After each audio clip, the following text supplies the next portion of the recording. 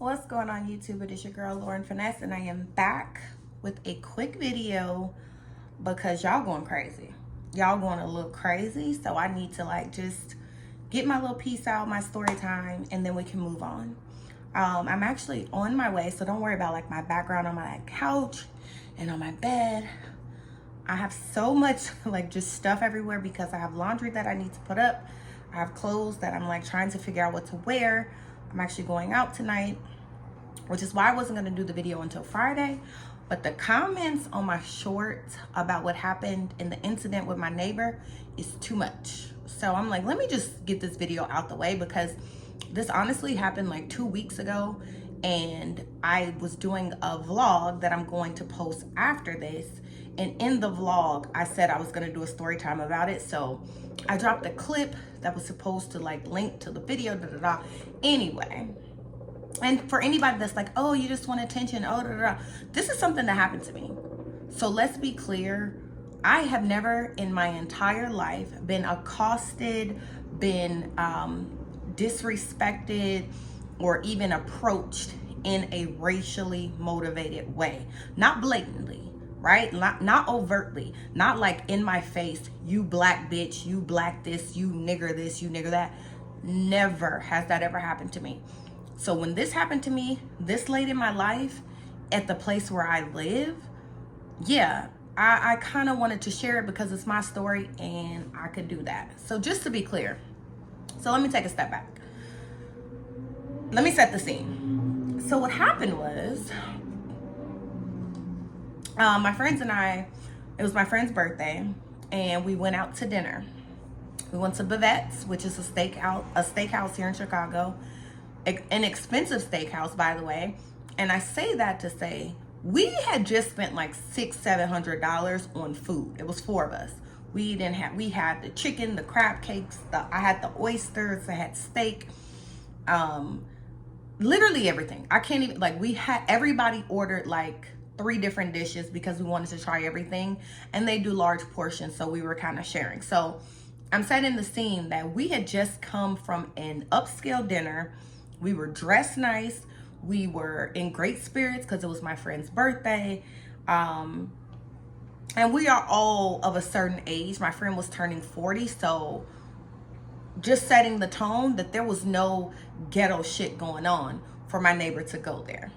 So I'm just setting the scene. So prior to dinner, we had pre-gamed at my house because I live in an area that is close to where we were going. So we pre-gamed at my house. We exchanged gifts for my friend at my house. My friend came over from work. She changed at my house. And so when we got back from dinner, everyone was gonna come back up to my house to retrieve their things that they had left, okay? So we pull up, me and my friend Lisa, we get out the car and we go walk up to the door. My other 2 friends were still at the car. They were getting their bags and stuff out of the car because we took 1 car. When we got to the door, my building has fob access, by the way, okay? Or you dial the number, which is also connected to my phone, and I can buzz myself up through my phone. Anybody that lives in a high-rise building or a fob access building, you know how it goes. You push the code, it rings someone's phone. Rarely anybody has a landline, so it's gonna come to the cell phone, or you have the fob to get into the building. So me and my friend Lisa get to the door, and we are both standing we're side by side. It's me and it's her. The fob box is here. I go to reach over across her to hit the fob box so the door will beep, and inside my neighbor gets off the elevator in this happened in 2.3 seconds, by the way. He gets off the elevator, pushes we have a wheelchair accessible button that opens the door from the inside. He jumps off the elevator, pushes the button, pushes the door out, and then slams the door behind him. Now, again, we're on a high, we're having a good time. So we were okay. And so mind you, I have my keys in my hand. So when he comes out and slams the door behind him so that we can't get in. He stands in front of the door. And so I was yeah, I can just open the door, right? So he walks away. I wait till he moves, and then I'm yeah, we can just open the door. So I reach over to do the fob to open the door. As he's walking around the corner, he says, well, I don't know if you people live here. What he doesn't realize is that my other two friends are like slightly around the corner at the car, still getting their stuff out the car.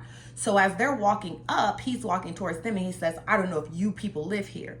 They instantly get on his ass. What do you mean, you people? Wait, hold on. What do you mean?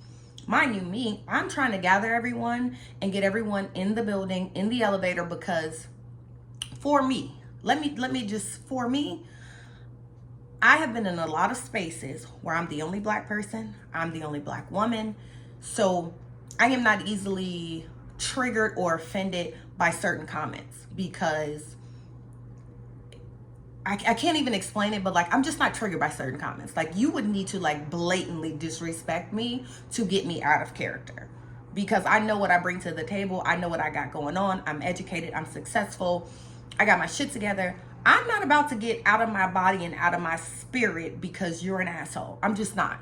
Or you're ignorant. I'm not. It's just I'm at a level that I've worked hard to get to, and certain things are just not even in my frequency, so they cannot activate me. Not to say that this is a knock on my friends, but they were a lot more emotionally charged by the things he was saying, and I wasn't.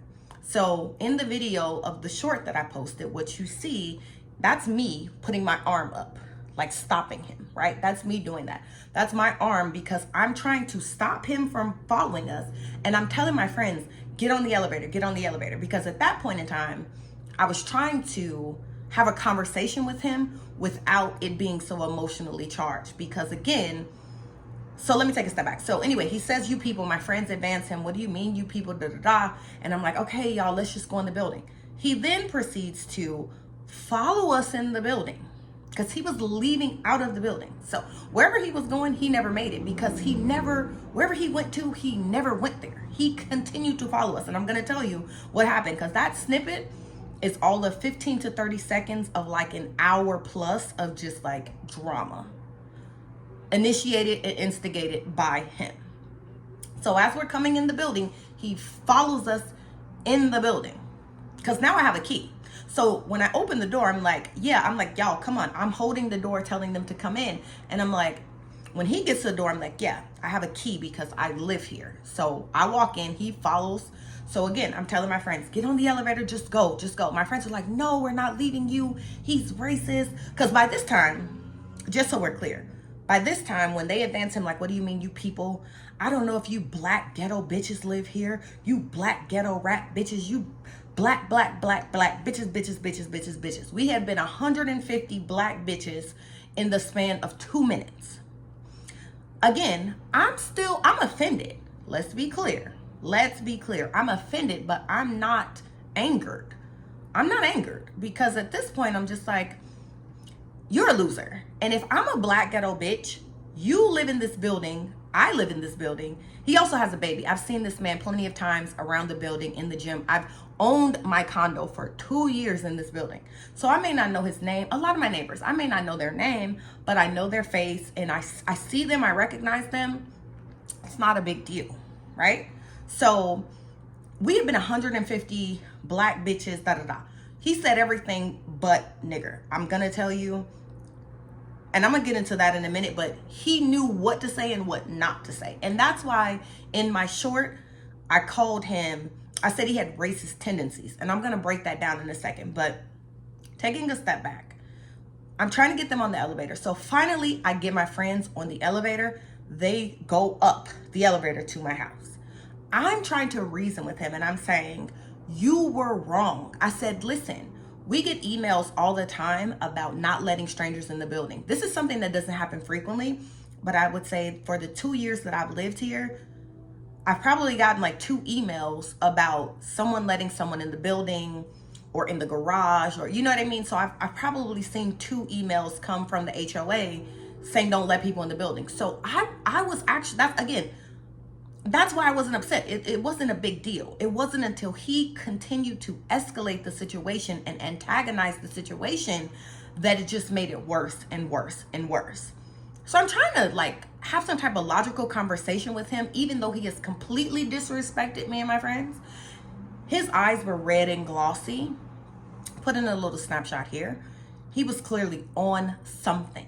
I don't know what, but it was clear he was leaving out to get like the munchies or something. There's like a pizza place, a Subway, another restaurant. There's like a bunch of restaurants by where I live. And so I'm like, maybe he was going to get munch. I don't know.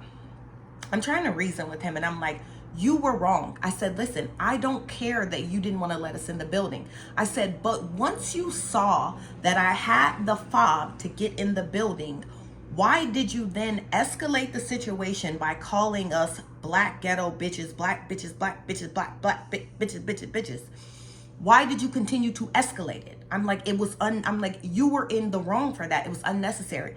And he's like, I don't give a fuck. I said, okay, so there's no communicating with you. Okay, great. I'm done. I did whatever I needed to do to like try to get you to like come back down to reality, but I see there's no reasoning with you. So literally as I say that, my friends come back down. They never went all the way up, because I found out later my friend Lisa was like, we are not leaving her down there with him. He is way too aggressive. He's doing too much. We are not leaving her. So they like went up, changed their mind, and came back down while I was talking to him. So in this video here, what you see is when they came back down, my friend Lisa's still recording, and you see me telling him, you were wrong.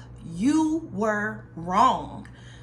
Still trying to like, again, I wasn't angry. I was offended, but I wasn't angry. So a part of me was still trying to keep the peace, and I didn't have to. I'm not obliged to do so. I didn't have to, but because I am an owner in the building, there is a set of responsibilities that like my friends who may have been angry and could turn up, I didn't have that same energy because I have to live here.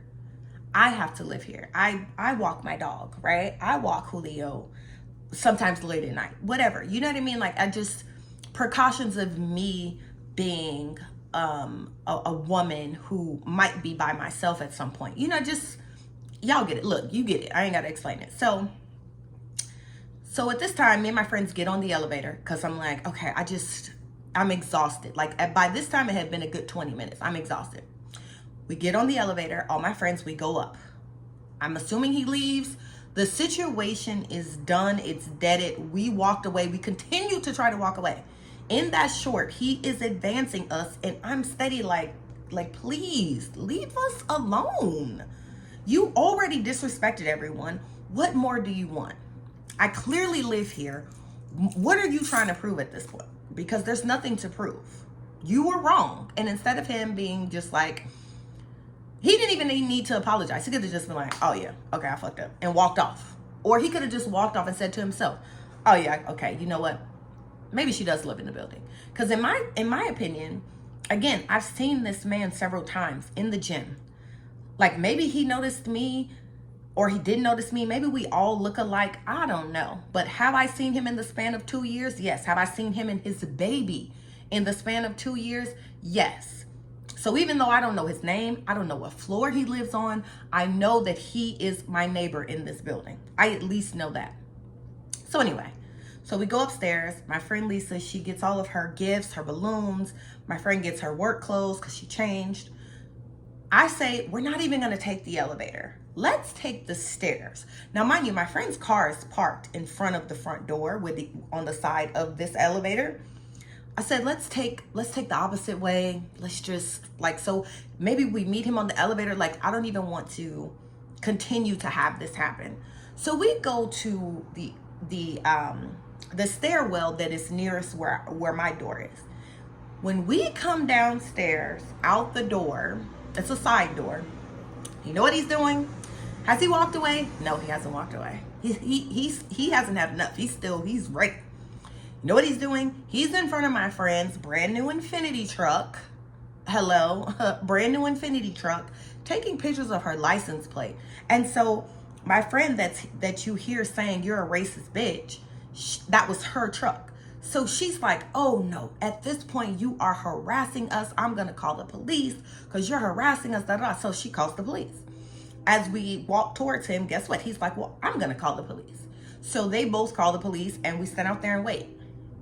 So in the mix of this happening, of me. I was going to just walk them down. I took Julio with me. I was going to have him pee one time for the end of the night, and we were going to come back in the house.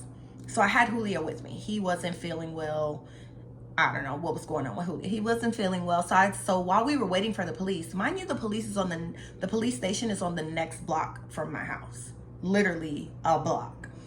While we're waiting on the police never come, right? So I'm like, okay, Julio doesn't feel well. I have picked him up at this point, and he's hot. He's like has a fever. He just doesn't feel well. So I say, I'm going to take him back upstairs. They're like, okay, well, we're going to wait here. He's also waiting. It's quiet. Everybody's just standing around waiting. I could take Julio back upstairs. When I come back downstairs, he's like, he said something slick to me when I walked past, and I'm like, I don't want to talk to you. I'm like, I tried to talk to you. I tried to have a civil conversation with you, but you are so out of it that you are not paying attention and listening. I'm like, so at this point, I don't want to talk to you. And he's like, well, I don't want to talk to you. It starts back up again. So he comes outside. He was like standing in the building, which was fine. Like, we were standing outside. He was standing out in the building. He comes out of the building. He walks through us, and he crosses the street. And my other friend, whose car was across the street, her car, she's like, I know he's not walking towards my car. Is he about to do something to my car? I was like, no. I was like, I think he's about to walk to the police station. So we watch him. And by the time he gets like almost to the corner, I said, yep, there it is. He's trying to walk to the police station. He's going to try to tell the story and flip it and dip it and slip it. I'm like, nope, we're about to go too. So my two friends that were like the most angry, they got in their car and left. My friend with the truck, the Infinity truck, she's like, oh no, we're about to follow him. I'm like, let's do it. So we get in her car. We drive the block to the police station. He gets to the police station first because, again, he walked, but the police station is literally around the corner. He goes into the police station. The police officers see me and my friend, the lieutenant. He instantly walks up to us. Like, I guess, just like young women walking in. And you saw what he looks like. He's like a tall guy. So the police instantly come to us, and he's like, are you guys together? Talking about me, her, and him. And I was like, we're not together, but we're here for the same thing. And so he's like, oh, okay, got it. He's like, let me separate you guys. Let me just hear what's going on, and we'll figure it out. He got there first. So the lieutenant pulled him to the side at the end of the counter, and he talked to him first. While the lieutenant was talking to him, a female officer walked up. She just asked, like, hey, what's going on? So we explained to her what's going on. Like, look, we were coming home from dinner. He literally was harassing us because he didn't realize that I lived in the building. He proceeded to get racial for no reason. We're black bitches, black ghetto, ratchet bitches, black. And we were telling her, we showed her the video. So by all this time we're explaining to her, the lieutenant comes down, we re-explain the story, we show him the video. So the lieutenant's like, He sees the full video, wherein you can see in the video, he's advancing to us. So the lieutenant says to him, he says, sir, he's like, you just told me that they assaulted you when you were in fear for your life. Classic. That's a classic, like, dog whistle tagline. I was in fear for my life. No, you were the aggressor. So the lieutenant is like, well, sir, here's a video of you antagonizing them and you actively going towards them. You are advancing towards them. They're trying to get on the elevator and leave, and you are advancing them. How were you in fear for your life when you seem to be the aggressor in this video? Mind you, the police lieutenant can clearly tell that this man is high or drunk. He can clearly tell. His eyes are bloodshot red. He's talking crazy. So the lieutenant says, sir, here's the video. He's like, do you have a video showing where you were assaulted or where they did something to you? He said, because the video is very clear that you were the aggressor.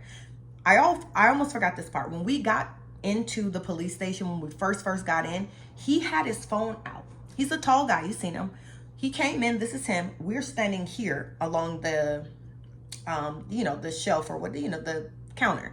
He's doing this to us in the background of his video. He has his phone up and doing this, like making faces to us in his video. The lieutenant saw that. He's like, sir, not only do they have a video showing you were the aggressor, but I saw you when you came in and you were doing peace signs, antagonizing them in the police station. And then apparently, we didn't hear when he told his story, but apparently when he told his story, he was telling him, I know such and such, and this could get big. And I know the mayor's secretary or something, whatever. And so he repeated it. And the lieutenant asked him, he's like, are you threatening me? He's like, because why do you keep name dropping? He was like, this is the police station and everybody's going to get fair treatment here. He's like, why are you name dropping, telling me who you know? What does that have to do with what we're talking about here? He's like, are you threatening me, saying that you know certain people because that's like a threat to me? What am I supposed to get from that?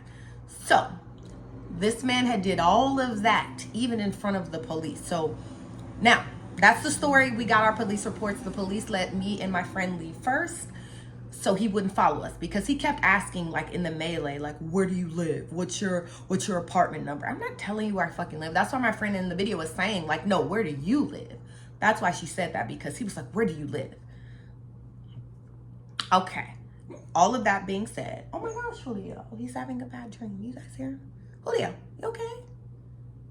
Okay, anyway, maybe I'm disturbing his sleep, whatever. So all of that being said, let me say this to the racist people in the comments. Like, you guys are insufferable. Let me tell you something. As I said in the beginning of the video, I was offended, but I wasn't angry, because I'm not a black ghetto bitch. I'm not a black ratchet bitch. I'm not a black bitch at all. And the fact that I own my condo in this building, if I'm a black ghetto bitch, then he must be a white ghetto bitch. And his baby must be a white ghetto bitch. Because we all are in the same class, are we not?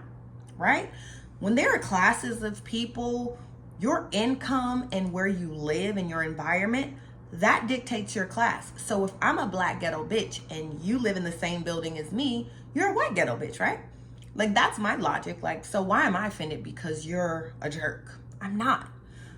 Again, my friends don't live there. They don't own anything in the building, so they can be offended, and they were a lot more emotional than me. For me, even though this is the first time that I have had to encounter overt racism, I've never encountered it ever in my entire life. I still wasn't like angered. It's almost comedic. So for the people in the comments like, oh, you're so weak. Oh, what did he do to you? You guys want to be. And I'm just like, first of all, a lot of you all are behind faceless pages, fake profiles.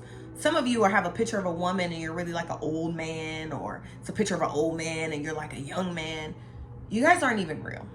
And a lot of you guys want to be contrarians, and that's fine. It doesn't matter what anybody says online. You guys just want to be a contrarian to whatever someone says because you want attention. And it's actually pathetic. So to all the people in the comments that were saying like the weirdest shit, it's like, I don't care. And I was only responding because I am a verbal master. I love verbally going back and forth with some of you guys, because you guys think that you're so intelligent. And then when I bring you down to size, because you think you're here, when I politely and intelligently bring you down to size, you guys stop responding because you realize how much of an idiot you sound. You're making comments that are so idiotic that it's like, are you dumb? Somebody said something about, why did you call him a racist? I never called him a racist. Did you read? Can you read? Can you comprehend? Never called him a racist. And let me just address that. I don't think that he's a racist, but I think he has racist tendencies. Just so we're clear, and I don't want to get too like intellectual and deep and da-da-da-da, but racism is a systemic issue, right? Like, racism is a systemic construct, right? It is to keep people out of advancing, whether it be financially or socially, right? It is a construct, right? It's a social construct. That's what racism is. Now, there are racist people that will say, you nigger bitch, you black nigger bitch, like, and they will stand in that all day long. Those are racist. This guy, he didn't want to say the N-word, and we were everything but the N-word. And you guys know these like terms, and your black ghetto and ratchet and monkey, right? We just seen Erica Mena's whole thing with calling someone a monkey or a roach. We understand what these connotations mean. And so he was saying it to say like, you know, a little dig, but again, he wasn't being overt with it. So to me, he has racist tendencies. He may not be, he may have black friends. He may date a black woman at some point or have. But I don't think he was racist, but I think because there's such a strong systemic construct of racism in America that the people that benefit from it the most, that is their go-to when they get angry. That is their go-to when they're insulted. That is their go-to when they feel wronged or entitled. That's their go-to. And you may not be a racist. Again, I'm not going to put that jacket on him. I don't know if he's a racist or not, but he was displaying a lot of racial tendencies, which is why I said that. Again, racists are a lot more overt. I not only live by the police station, I live by a fire station. And I live in the Loop, so there's always something. And it's Chicago, just whatever. But I want to be clear, like, I didn't call him a racist. He's just entitled as such. And the last thing I want to say is speaking of entitlement, there are a lot of people who are entitled. It is not just white people who are entitled. It's not just black people who are entitled. It's not just men or women or children. There are people who are entitled, and they feel like, even the people in the comments, there are some entitled people who feel like, yes, guess what? You can have your opinion. That's fine. But there are entitled people like, I'm going to put her down. I'm going to put her in her place. I'm going to tell her off. I'm going to, like, that's entitlement. It's okay to have an opinion. But when you feel like you have to be the person to, like, put me in my place and to check me, it's like, you sound dumb. Like, you're failing at needing that entitlement. And that entitlement comes from, like, you need attention, you're bored. Some of you people don't even really feel this way. You just want to be, you just want to be a contrarian and have something negative to say. And I'm okay with that. You see, I let the comments stay. It doesn't bother me. I'm not racist. I'm not a black ghetto bitch. I'm actually very much educated, very much successful. And so those like words, they don't trigger me. They don't trigger like an emotional thing for me. But I am offended, okay? And I'm allowed to be offended. So anyway, that was the full story. We got a police report. I let the HOA, I let them know what happened. I sent an email to the HOA that night. This is what happened to me. I was harassed coming into my home. And so it's documented. And so I have seen him once since then. He didn't see me. A few days later, he was in the gym. I went to go work out. I saw him. I didn't work out. Not because I'm scared. I just was not in the mood to even, you know what I mean? I just wasn't in the mood. I don't have the time for it. I don't have the energy for it. So I just let it be. Sometimes it's okay to just walk away for your own mental health, your own mental peace. And so that's what I did.